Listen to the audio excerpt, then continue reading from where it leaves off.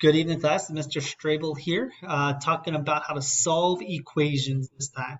So I got a few examples we're going to do to help you get a general idea. Some of these examples will show up in the review that you're going to do, so it'd be important you pay attention and refer back to this if you need to.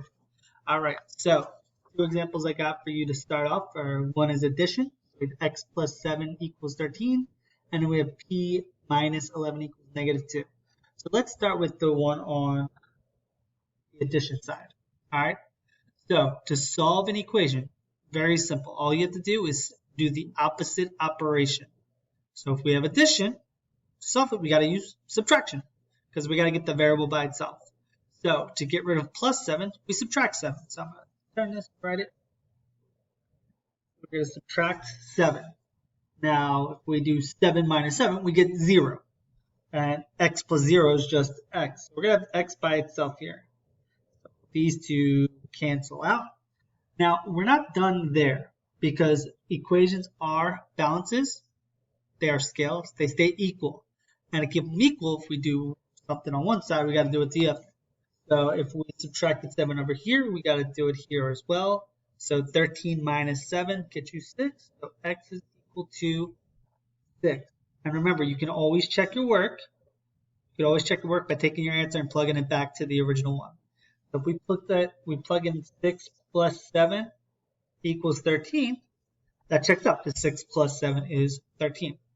All right, so let's look at the next example. So p minus 11 equals negative 2. All right, so this time we have subtraction. So opposite operation, add. So add 11, and again, got to do it both sides. Minus 11 plus 11, those two cancel each other out, leaving us with just p equals the negative 11 plus 2. Negative 11 plus 2. Sorry, I'm trying to do this, but it's all backwards for me, so I apologize if I go off screen a little bit. All right, so negative 2 plus 11. Well, 11's bigger, so if you have $11 and you owe someone 2, you pay them off, and you will still have $9 left over. So the answer is going to be p equals 9. All right, so those are an example with addition and subtraction. So let me grab another board so we can do one with division and multiplication.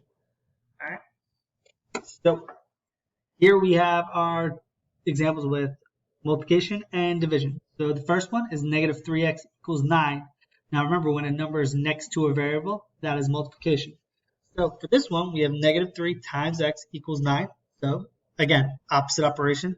The opposite of multiplication is division. So we divide by negative 3, divide by negative 3.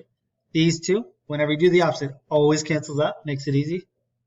We have x equals, and then 9 divided by negative 3, positive divided by negative, get you negative 3. All right, simple. All right, so next let's move on to the other one. We have z over 4 equals 20. So when we have a fraction, it's division. So the opposite of division is multiplication. So we times by 4. Apologize, trying to do this upside down. Might be a little weird. Times by 4. These two cancel out, leaving us with just the variable z. And then 20 times 4 is 80. Our answer is z equals 80. All right, simple enough. So those are problems on how to solve equations with word problems. Now, it'd be nice and simple if that's all we had to do, but we still have to know how to model the problems as well. So let me draw one example of model. All right, give me 1 second. And remember, models, the equations are scales, so both sides have to be equal. All right. So here is an example of a model. Now they can be shown different ways. Some will actually have a physical picture of a scale having both sides. Remember, if the scale is balanced, that means they're both equal. All right, so this equation, on one side we have an x and we have a negative, and on the other we have 4 pluses. So remember, all long blocks are variables, small blocks are individual units. So we have x and negative 1, and we have positive 4 over here. So remember, we got to do the opposite. So if we have a negative 1, the opposite, cancel out, is positive 1.